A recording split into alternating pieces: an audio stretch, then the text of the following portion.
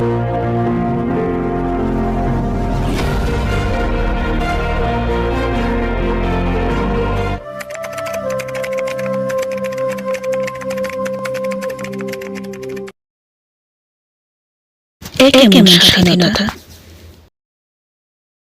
প্রাচী সেদিন বিদ্যালয় থেকে ফেরার সময় ঠিক ঘরের দুয়ারে এসে হোঁচট খায়। বস্ত্র পাল্টে খাওয়া দাওয়া সারার পর দাওয়ার কোণে চুপচাপ বসা ছিল।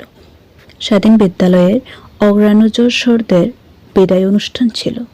এখানে নাচ গান মতো কিছু ক্ষেত্রে আগে থেকে উল্লাসে প্রাচী প্রস্তুতি নিয়েছে। ঘরের লোক কেউ কিচ্ছু বলেনি, তবে এই অনুষ্ঠান থেকে ফিরতে দেরি হয় সবাই যেন প্রাচীর কাছে প্রশ্নের ঝেলকানা নিয়ে বসেছে। মা জিজ্ঞেস করলেন, এত দেরিতে ফিরলে? ঘরের কতটা কাজে গিয়ে রেখেছিলে গো মহারানী? ভাই জিজ্ঞেস ছিল। দেরি হবে তো আমাদের জানাতে পারতে, খাওয়াবে কি আমাদের দুপুরের, সে চিন্তা তো তোমার নেই। দাদা প্রশ্ন করলো, তোকে যেতে দিয়েছি বলে এই না যে যেমন ইচ্ছে চলবি? অমন সময় প্রাচী বলে উঠল, এক মিনিট। প্রথমে বলো কি হয়েছে? এই কাল পর্যন্ত কোনো সমস্যা ছিল না না? তখন বাবা বলেন, তাও তো আমরা যেতে দিচ্ছি কোথাও, যেটাই বলছিস সেটাই প্রশ্ন না করে। তাই বলে কি এবার মুখে মুখে তর্ক করবে নাকি? এরপর থেকে আর অনুষ্ঠানটিতে ভাগ নেবে না তুমি, এটাই আমার শেষ কথা। আর এটা তোমার স্বামীর ঘর নয়, যা তা করবে। প্রাচীর দীর্ঘশ্বাস নিয়ে বলল, তার বয়স তখন 17। সন্ধ্যা পর পড়ার টেবিলে বসেছে, চোখের পানি ধার গড়িয়ে পড়ছে একধারে, আর ভাবছে, এটাই কি স্বাধীনতা? এটাই কি আদর? তার চেয়ে পরাধীনতাই ভালো নাকি? স্বাধীনতার নামে দোষ চাপানো হয় মানে কোটা দেওয়া নাকি? আজাদের নামে করণটা করা হয়েছে, এটা দাবি করে। আজাদের নামে রেখে এটা কি মেয়েদের মুখ বন্ধ করানো নয়?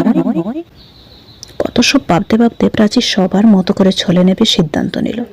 দিন কাটাতে থাকলো। 22 বছর বয়সে প্রাচীর বিয়েও হয়ে গেল। প্রাচী লক্ষ্য করলো, প্রথম থেকেই তার শাশুড়ি মা বলে রেখেছেন, বৌমা, এই সংসারের দায়িত্বভার আনুষ্ঠানিকভাবে না হলেও তোমাতে অর্পিত। রান্না করে তোমার যেমন মন চাইবে সেটাই রান্না করো। অবসর সময় তুমি যা ভালোবাসবে তাই করো।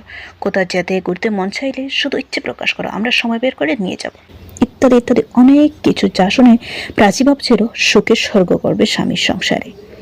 কিন্তু আদতে এমন কিচ্ছুই হলো না।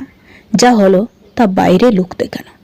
ভেতর থেকে প্রাচী আশাহীন জীবনের মুখোপেক্ষে এক আত্মাহীনা নারী হয়ে তীব্র বেগে গতিরত জীবন গড়ির অনুকূলে দাঁড়াতে বাধ্য হলো। প্রাচী একটিবারের জন্য তার শখের কিছু করলেও বাড়ির অনেকেই কথা শোনাতো, এটা তোমার বাবার বাড়ি না, কোলাকুলি থাকতে পারো না এখানে, শখ যতটা পূরণ হয়েছিল সব আগেই পূর্ণ করতে। শ্বশুরবাড়ির সবার জন্য নিজে থেকে কিছু করতে গেলে আদিককে তা এখানে দেখি না, যার যার বাবার বাড়িতে খরচ করে।